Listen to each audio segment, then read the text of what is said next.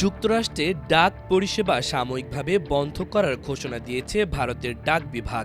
২৫ August থেকে এই সিদ্ধান্ত কার্যকর হবে। যুক্তরাষ্ট্রের নতুন শুল্ক নীতির কারণে এমন পদক্ষেপ নেওয়া হয়েছে বলে এক বিবৃতিতে জানিয়েছে ভারতীয় ডাক বিভাগ।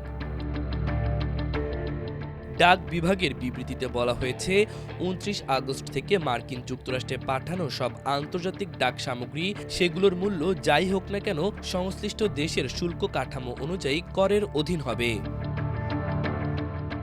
গত ৩০ জুলাই ট্রাম্পের জারি করা নির্বাহী আদেশ অনুযায়ী $৮০০ পর্যন্ত আমদানি করা পণ্যের ওপর শুল্কমুক্ত সুবিধা প্রত্যাহার করা হয়েছে। তবে $১০০ পর্যন্ত মূল্যের চিঠি, নথি এবং উপহার সামগ্রী শুল্কমুক্ত থাকবে। এই পরিবর্তনটি ভারত ও যুক্তরাষ্ট্রের মধ্যে চলমান বাণিজ্য উত্তেজনার মধ্যে এসেছে। সম্প্রতি মার্কিন প্রেসিডেন্ট ডোনাল্ড ট্রাম্প ভারতের ওপর ২৫% শুল্ক আরোপের ঘোষণা দেন। এরপর রুশ তেল কেনার জন্য জরিমানা হিসেবে অতিরিক্ত আরও ২৫% আরোপ করেন। এ নিয়ে ভারতের ওপর যুক্তরাষ্ট্রের মোট শুল্ক দাঁড়িয়েছে ৫০%। মার্কিন প্রেসিডেন্টের এই নির্বাহী আদেশ অনুসারে US customs and border protection অনুমোদিত পরিবহন সংস্থাগুলোকে ডাক সামগ্রীর ওপর শুল্ক সংগ্রহ ও জমা দিতে হবে।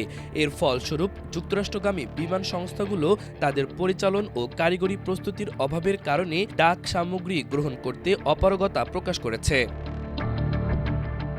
ভারতীয় ডাক বিভাগ এক বিবৃতিতে গ্রাহকদের কাছে দুঃখ প্রকাশ করে জানিয়েছে, তারা এই পরিস্থিতি স্বাভাবিক করতে এবং যত দ্রুত সম্ভব যুক্তরাষ্ট্রে পূর্ণাঙ্গ পরিষেবা পুনরায় চালু করতে সম্ভাব্য সব ব্যবস্থা গ্রহণ করছে।